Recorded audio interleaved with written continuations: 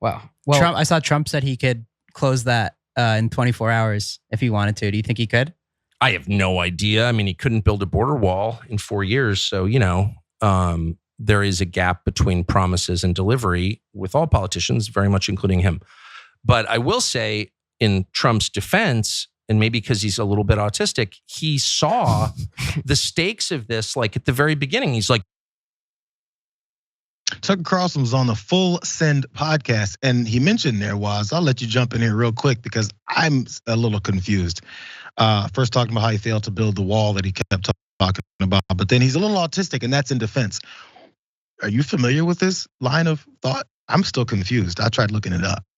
I mean, this sounds like just something you say when you want to be disparaging of somebody. This is just, frat boy kind of stuff, like maybe calling somebody the R word, replacing that with autistic. That feels like all I'm seeing here. But you shouldn't be surprised, honestly, if you've been paying attention to what Tucker Carlson and Fox News has been doing for a while now, which is trying to distance themselves from Donald Trump. And Tucker Carlson specifically, a lot of people who would know these kinds of things have expressed that they think he wants to position himself to run himself.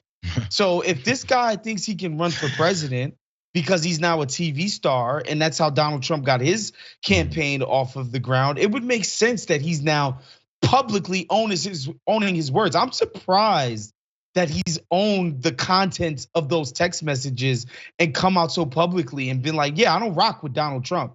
I think he's a moron. I think he's an idiot. I think he's bad for the country, whatever. I'm surprised that he's so explicitly owned those words. And to me, that can only mean that the guy really thinks he can run for president one day.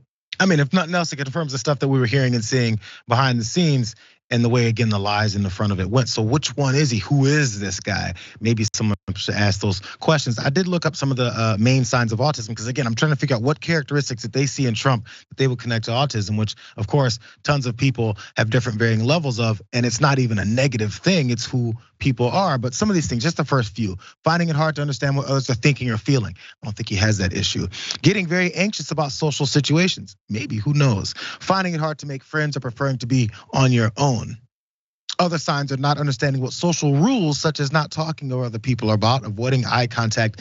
I don't see any of this stuff. I see an egomaniac who thinks everything he says is like the word of God and everyone should listen to it that way. Maybe, I don't know if they're substituting some of these other things for what they actually don't like about him. But he did go on more things, since he's talking about some of the most despised people in the world. He had some good things to say about Andrew Tate, and that won't surprise you though. Same podcast.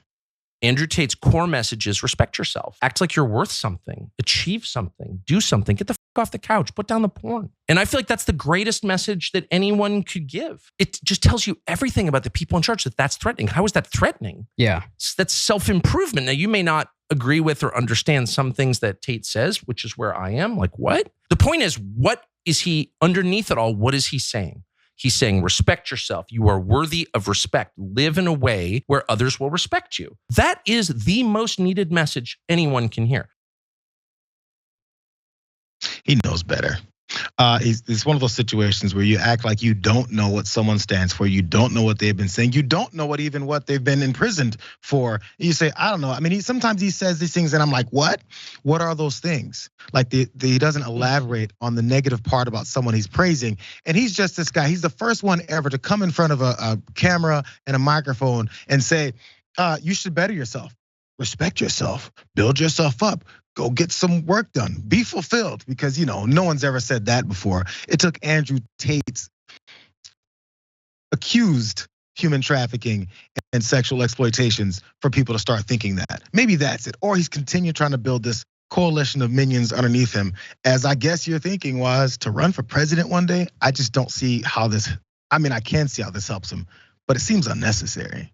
Yeah, I mean, also he's smart enough to know that he can't alienate the audience of a guy who's achieved a mass popularity, at least on the internet anyway, that Andrew Tate has, right? So he's not gonna make those people feel like they're complete idiots for worshiping this guy who's clearly a grifter. But yeah, the funny thing is all of this stuff feels like a deflection, because it's like, Tucker, why don't we talk about why you talk one way on those text messages, then go on Fox News and talk a completely different way about Donald Trump?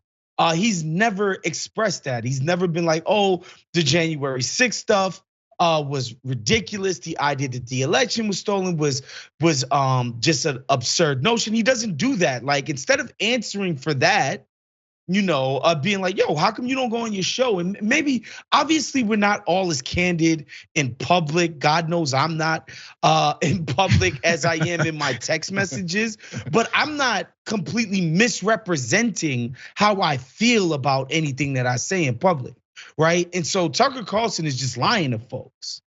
And I guess they can't figure out which one is the truth and which one is the line, because he does it so, he interchanges the two so much. Who knows? And actually, who cares? He says what people want to hear.